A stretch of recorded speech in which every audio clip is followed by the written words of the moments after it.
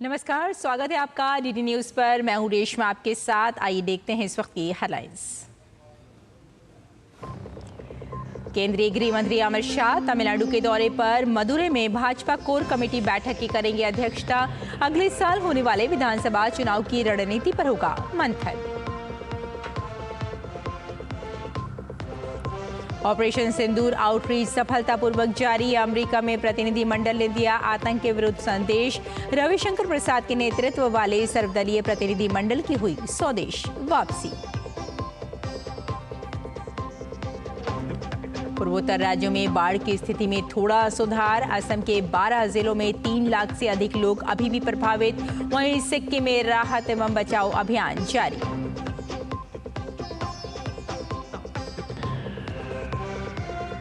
Colombia में भाषण दे रहे राष्ट्रपति पद के उम्मीदवार पर जानलेवा हमला। सिर पर मारी गोली। बोगोटा में कर रहे थे चुनावी रैली को संबोधित।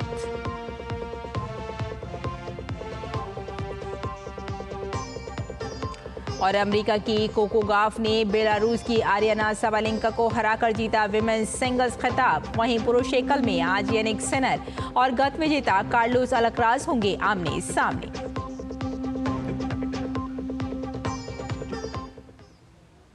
और अब समाचार विस्तार से। केंद्रीय गृह मंत्री अमित शाह आज तमिलनाडु भाजपा की कोर कमेटी की बैठक की अध्यक्षता करेंगे और राज्य, जिला और मंडल स्तर के पार्टी पदाधिकारियों से मुलाकात करेंगे। एक्स पर इसकी जानकारी देते हुए उन्होंने कहा कि तमिलनाडु भाजपा के ऊर्जावान कार्यकर्ताओं से मिलने को उत्सुक हैं। शनिवार देर शाम को अमित शाह मदुरै पहुंचे। भाजपा नेता तमिलिसाई सुंदरराजन और तमिलनाडु प्रदेश अध्यक्ष नैनार नागेंद्रन समेत कई वरिष्ठ नेताओं ने उनका स्वागत किया। पार्टी नेताओं का मानना है कि उनके दौरे से 2026 विधानसभा चुनाव की तैयारी को बल मिलेगा और कार्यकर्ताओं में उत्साह बढ़ेगा। केंद्रीय कृषि मंत्री शिवराज सिंह चौहान आज कर्नाटक के दौरे पर होंगे। शिवराज विकसित कृषि संकल्प अभियान के तहत बेंगलुरु में किसानों के साथ संवाद करेंगे।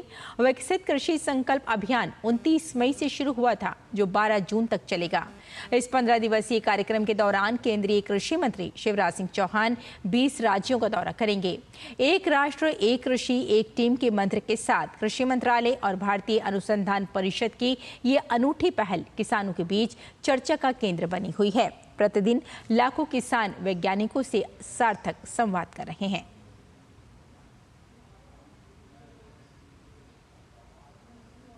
और मणिपुर में मौजूदा कानून व्यवस्था की स्थिति के मद्देनजर 5 जिलों में इंटरनेट और मोबाइल डेटा सेवाओं को बंद कर दिया है। शनिवार रात 11:45 से लेकर 5 दिनों के लिए यह आदेश दिया गया है। इनमें इम्फाल पश्चिम, इम्फाल पूर्व, थोबल, विष्णुपुर और काकचिंग शामिल हैं। वहीं विष्णुपुर में अगले आदेश तक कर्फ्यू लागू कर दिया गया है। दरअसल यह आदेश शनिवार रात आरामबाई तेंगगोल नामक मैतेई समुदाय के नेता की गिरफ्तारी के बाद इम्फाल में हुए विरोध प्रदर्शन के बाद जारी किया गया है। प्रशासन को आशंका है कि कुछ असामाजिक तत्व सोशल मीडिया के माध्यम से भड़काऊ संदेश, तस्वीरें और वीडियो प्रसारित कर सकते हैं, जिससे शांति भंग हो सकती है और कानून व्यवस्था की स्थिति और ज्यादा खराब हो सकती है। जारी आदेश में कहा गया है कि ये फैसला आपात स्थिति में बिना पूर्व सूचना के लिया गया है, ताकि किसी भी प्रकार की अफवाह या उकसावे को रोका जा सके। आदेश में ये भी स्पष्ट किया गया है कि इस निर्देश का उल्लंघन करने वालों के खिलाफ सख्त कानूनी कार्रवाई की जाएगी। इसके साथ ही प्रशासन ने जनता से अपील की है कि वे शांति बनाए रखें और किसी भी भ्रामक जानकारी पर भरोसा न करें।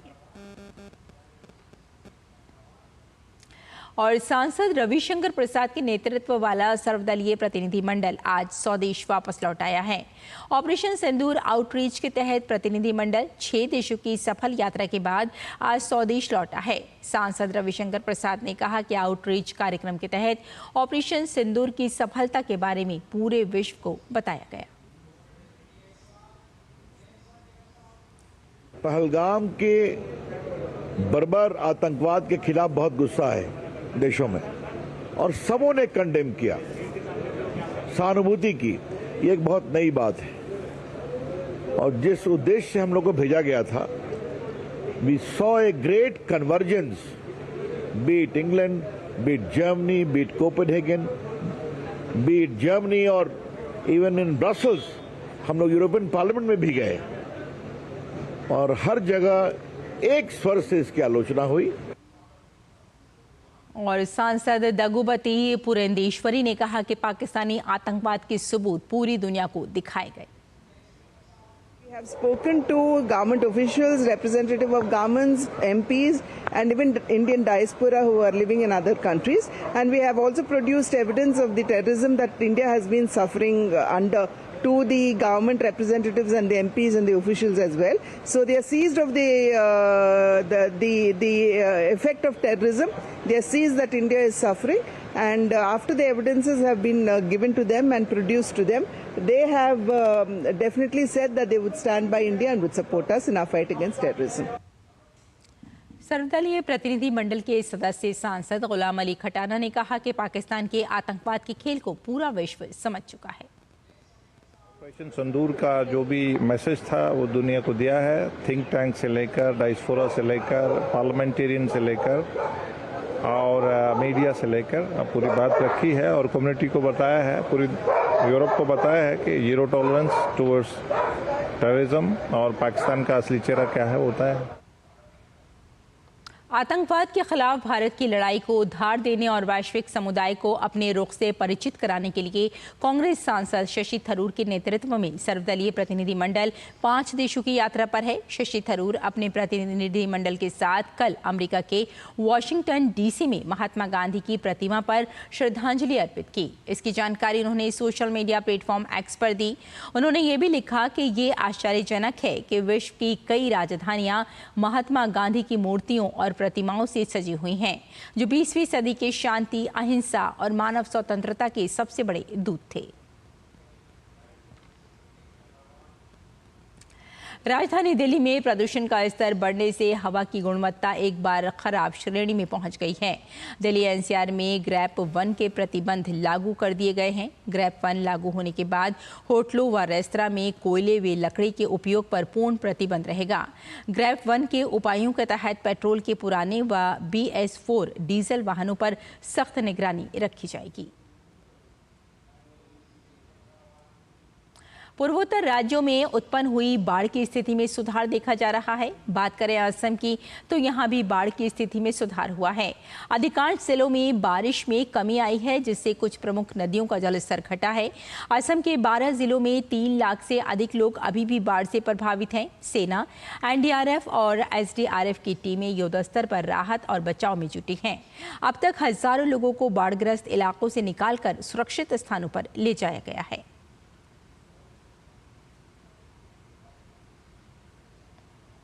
वहीं मणिपुर में भी बाढ़ के बाद हालात बेहतर हो रहे हैं। पानी उतर गया है, लेकिन कई इलाकों में ड्रेनेज सिस्टम में प्लास्टिक कचरे के कारण रुकावट पैदा हो गई है। राज्य के बिष्णुपुर इलाके में प्रशासन और स्थानीय लोग इस मुश्किल से निपटने के लिए एक साथ आए हैं। इथाई बैराज में प्लास्टिक और मलबा 5 से 6 फीट तक गहरा था। स्थिति में निपटने के लिए स्थानीय प्रशासन और इथाई बैराज क्षेत्र के आसपास के निवासियों ने बाढ़ के कारण जमा हुए प्लास्टिक कचरे और अन्य ठोस कचरे से निपटने का बीड़ा उठाया। उन्हें अपनी मुहिम के तीसरे दिन ही प्लास्टिक के लगभग 5000 बैग इकट्ठा करने में सफलता मिली है।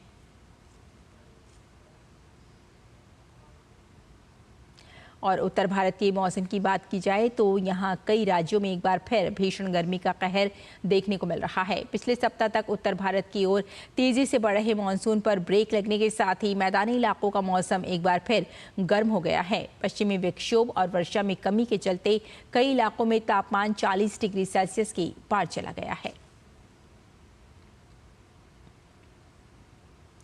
और अब नरेंद्र मोदी सरकार के 11 साल पूरे होने पर देखते हैं उनसे जुड़ी कुछ खबरें।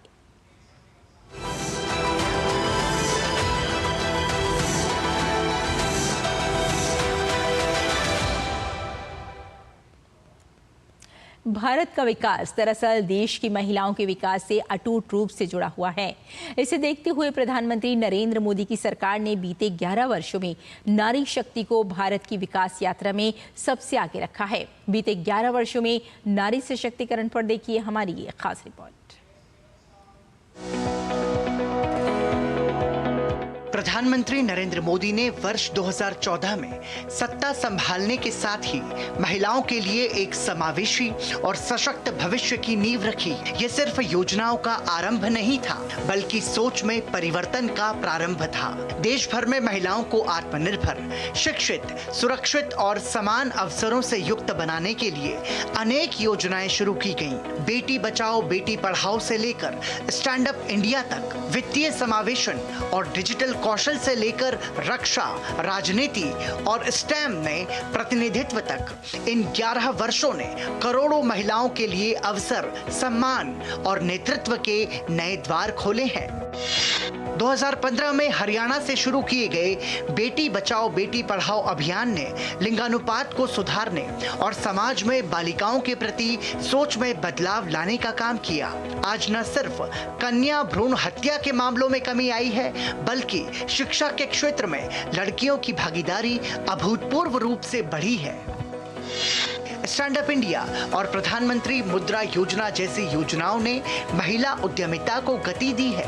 बीते 11 वर्षों में लाखों महिलाओं ने छोटे और मझोले उद्योग स्थापित किए हैं। मुद्रा योजना के अंतर्गत लगभग 70% ऋण महिलाओं को दिए गए हैं, जिससे न केवल उनकी आर्थिक स्थिति सुदृढ़ हुई है, बल्कि वो अपने समुदायों में प्रेरणा स्रोत भी बनी है। प्रधानमंत्री जनधन योजना के माध्यम से करोड़ों महिलाओं के बैंक खाते खोले गए, जिससे उन्हें पहली बार वित्तीय दुनिया से सीधा जुड़ाव मिला। इसके अलावा डिजिटल साक्षरता अभियान जैसे प्रधानमंत्री ग्रामीण डिजिटल साक्षरता अभियान ने महिलाओं को ऑनलाइन लेन देन, सरकारी सेवाओं तक डिजिटल पहुंच और स्वरोजगार के डिजिटल माध्यमों से जोड़ने में मदद की है। पहली बार महिलाओं को स्थायी कमीशन के रूप में भारतीय सेना में शामिल किया गया।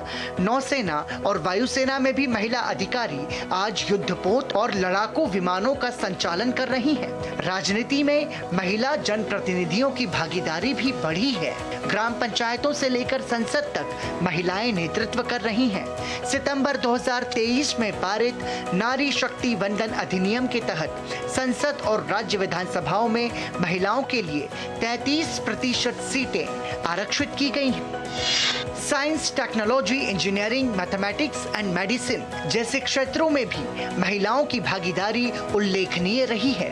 इसरो के चंद्रयान और मंगलयान जैसे अभियानों में महिला वैज्ञानिकों की प्रमुख भूमिका रही है। ये भारत की तकनीकी और वैज्ञानिक क्षमता में महिलाओं के योगदान का प्रमाण है। राष्ट्रीय शिक्षा नीति 2020 और स्कॉलरशिप योजनाओं ने लड़कियों को उच्च शिक्षा के लिए प्रोत्साहित किया है। IIT, IIM, मेडिकल कॉलेजों और शोध संस्थानों में आज बड़ी संख्या में महिलाएं प्रवेश ले रही हैं। साथ ही निजी और सरकारी क्षेत्रों में महिला कार्यबल की संख्या में भी निरंतर वृद्धि हो रही है। उज्ज्वला योजना के तहत मुफ्त गैस कनेक्शन देकर महिलाओं को धुएं से निजात मिली है और उनका स्वास्थ्य बेहतर हुआ है। स्वच्छ भारत अभियान ने ग्रामीण क्षेत्रों में शौचालयों के निर्माण से महिलाओं की गरिमा की रक्षा की। महिला हेल्पलाइन, वन स्टॉप सेंटर और निर्भया फंड जैसी पहलों ने महिलाओं के लिए सुरक्षा को सर्वोपरि रखा। पिछले 1 दशक में सामाजिक सोच में भी बदलाव आया है। अब महिलाओं को सिर्फ घरों तक सीमित न रखकर देश की भागीदारी में बराबर का हकदार समझा जाने लगा है।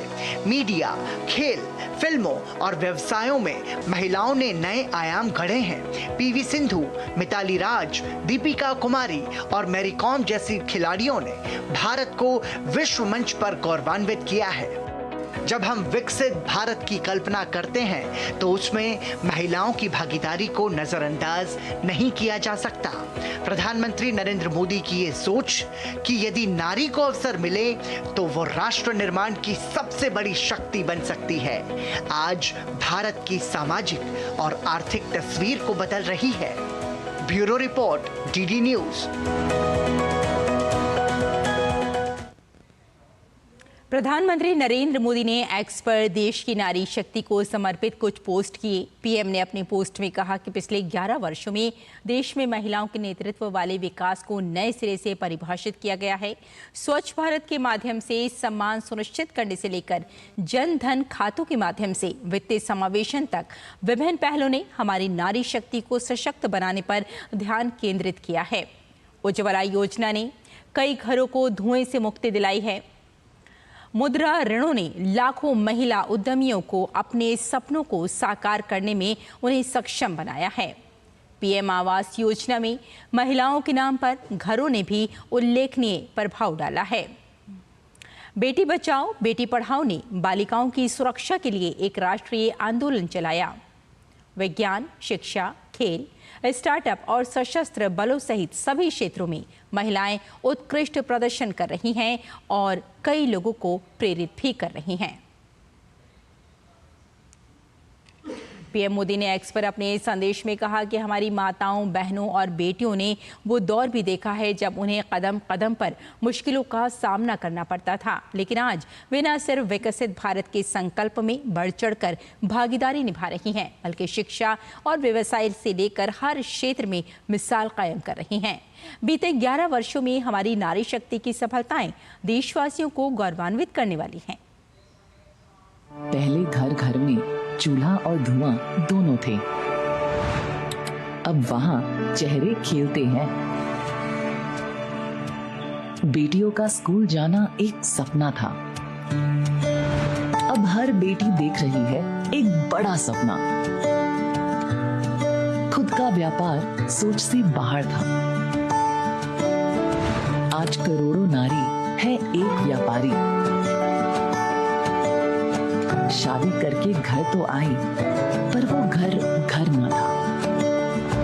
आज पक्के घरों में रिश्ते और पक्के हो रहे हैं। इन 11 सालों में तेज प्रगति के साथ एक नया इतिहास भी रचा गया है। आयुष्मान भारत डिजिटल मिशन यानी ABDM के तहत बिहार के सरकारी अस्पतालों और स्वास्थ्य केंद्रों ने 92% OPD मरीजों के तुरंत पंजीकरण के लिए स्कैन एंड शेयर सर्विस को अपना लिया है। इस सर्विस के जरिए अभी तक करीब 3 करोड़ OPD टोकन जनरेट हो चुके हैं। इस सर्विस के इतने बड़े स्तर पर अपनाने के मामले में बिहार देश में नंबर 1 पर है। बिहार के नालंदा में क्या स्थिति है आयुष्मान कार्ड भारत की, इस पर ज़्यादा बात करने के लिए हमारे साथ मौजूद हैं CMO जितेंद्र कुमार सिंह जी। सर, क्या स्थिति है नालंदा में? हमारे यहाँ स्कैन एंड शेयर OPD का 95% हमारे जिला का है अचीवमेंट, और बाकी आयुष्मान कार्ड का जो है वर्ष 23 में 20,172 बना था आयुष्मान कार्ड। 24 में बढ़कर 8.27 लाख हो गया। वर्ष 23-24 में 5 निजी अस्पताल खाली था। अब भी निजी अस्पतालों की संख्या 38 हो गई है, निजी और सरकारी मिला के आयुष्मान से संबंधित। नालंदा जिला अंतर्गत अब तक 11,84,659 लाभार्थियों को आयुष्मान कार्ड एवं वरिष्ठ नागरिकों के लिए 8,534 कार्ड निर्गत किए जा चुके हैं। यहाँ की अगर बात की जाए सर, तो यहाँ नालंदा में क्या स्थिति है, कैसे देखते हैं लोग, कितना इलाज करा पा रहे हैं और कितने खुद दिखाई देते हैं? इलाज बहुत को मदद मिल रहा है, 5 लाख तक फ्री है। अगर हम लोग को अस्पताल में भी मिलता है तो पैसा से, अगर कोई विशिष्ट दवा का भी ज़रूरत पड़े, ऐसे तो सब गरीब का होता है, लेकिन उन लोग का विशिष्ट दवा भी तो बाहर से खरीद के उन लोग को दे दिया जाता है। हमारे साथ डॉक्टर पुरुषोत्तम प्रियदर्शी मौजूद हैं, बात करते हैं। सर, किस तरह देखते हैं आयुष्मान भारत डिजिटल को?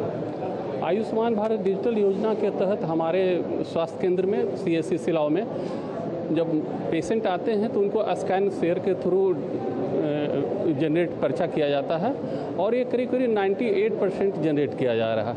इससे मरीजों को बहुत सुविधा होती है, ताकि उनको भागदौड़ कम करनी पड़ती है, अपना आईडी बताते हैं और उस आईडी के हिसाब से काउंटर पर उनको टोकन जनरेट करके दिया जाता है और पेशेंट जब वाइटल के लिए जाते हैं नर्सिंग डेस्क पर तो सारा जांच वहां कर उनको ओपीडी में डॉक्टर के पास भेजा जाता है। आभा के साथ कितना आसान हो गया है मरीजों का जीवन जब वो यहाँ अस्पताल में पहुंचते हैं? आभा के साथ जाहिर है कि बहुत आसान हो गया। शुरू में हम लोगों को भी तकलीफ पता था और हम लोग से ज़्यादा पेशेंट को तकलीफ पता था क्योंकि उनके पास फ़ोन का समस्या था, फ़ोन लेकर नहीं आते थे। लेकिन उन लोग को भी लगा कि अब ये सुविधा हो गया है और इससे उनका जो रिकॉर्ड हेल्थ है उनको बताने का जरूरत नहीं होता है, डॉक्टर खुद देख लेते हैं डिजिटल माध्यम से। कैमरामैन आशीष शर्मा के साथ गिरीश निशाना, डीडी न्यूज़, पटना। भारत और मंगोलिया के बीच संयुक्त सैन्य अभ्यास नोमैडिक एलिफेंट 2025 चल रहा है। अभ्यास का ये 17वां संस्करण मंगोलिया की राजधानी उलान बटार केंद्र में चल रहा है। अर्ध शहरी और पहाड़ी इलाकों में चलने वाले गैर पारंपरिक अभियानों के संचालन पर केंद्रित ये अभ्यास संयुक्त राष्ट्र के आदेश अनुसार किया जा रहा है। भाग लेने वाली टुकड़ियां आतंकवाद विरोधी अभियानों के दौरान इस्तेमाल होने वाली प्रक्रियाओं और तरीकों का आदान प्रदान कर रही हैं। ये संयुक्त अभ्यास भारत और मंगोलिया के बीच बढ़ते रक्षा सहयोग को दर्शाता है। और कोलंबिया में राष्ट्रपति पद के उम्मीदवार मिगुएल उरिबे को गोली मार दी गई है। उरिबे को राजधानी बोगोटा में एक कार्यक्रम के दौरान गोली मारी गई, जिसके बाद उन्हें अस्पताल में भर्ती कराया गया। राजधानी बोगोटा के मेयर कार्लोस गलान ने कहा कि फोंटिबोन जिले में हमले के बाद उरिबे को आईसीयू में भर्ती कराया गया। साथ ही कोलंबिया की राजधानी में अस्पतालों के पूरे नेटवर्क को अलर्ट पर रखा गया है।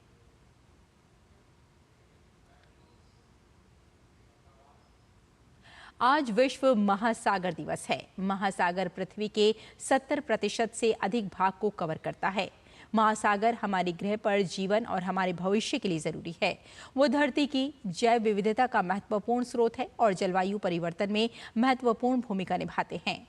महासागर इकोसिस्टम में कई तरह से मददगार है। ये धरती पर कम से कम 50% ऑक्सीजन का उत्पादन करते हैं। खाद्य सुरक्षा, पोषण के साथ ही अच्छे रोजगार और आजीविका में भी मदद करते हैं।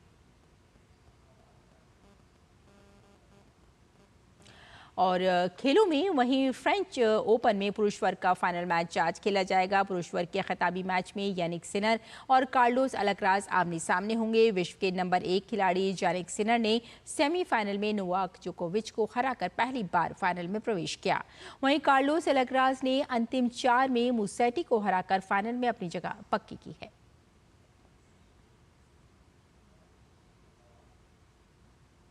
अर्जेंटीना के होरासियाओ और स्पेन के मार्शल ग्रेनोलर्स ने फ्रेंच ओपन के पुरुष युगल का खिताब अपने नाम कर लिया है। प्रतियोगिता के रोमांचक फाइनल मैच में होरासियाओ और मार्शल की जोड़ी ने ब्रिटिश जोड़ी को हराकर खिताब पर कब्जा जमाया।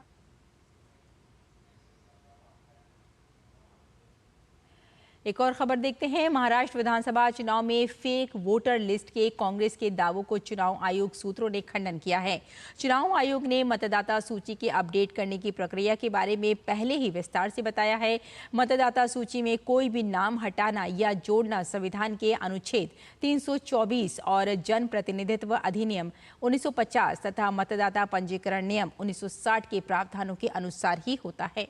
महाराष्ट्र में ये प्रक्रिया राजनीतिक दलों द्वारा नियुक्त 1,03,727 बूथ लेवल एजेंट की मौजूदगी में की गई, जिसमें कांग्रेस द्वारा नियुक्त 27,000 से ज्यादा एजेंट शामिल थे।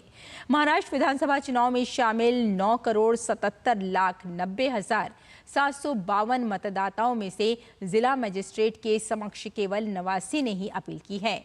ये अपील जन प्रतिनिधित्व अधिनियम 1951 की धारा 24A के तहत प्रथम अपीलीय प्राधिकारी के समक्ष की गई है। वहीं मुख्य निर्वाचन अधिकारी के समक्ष केवल एक ही अपील दायर की गई है।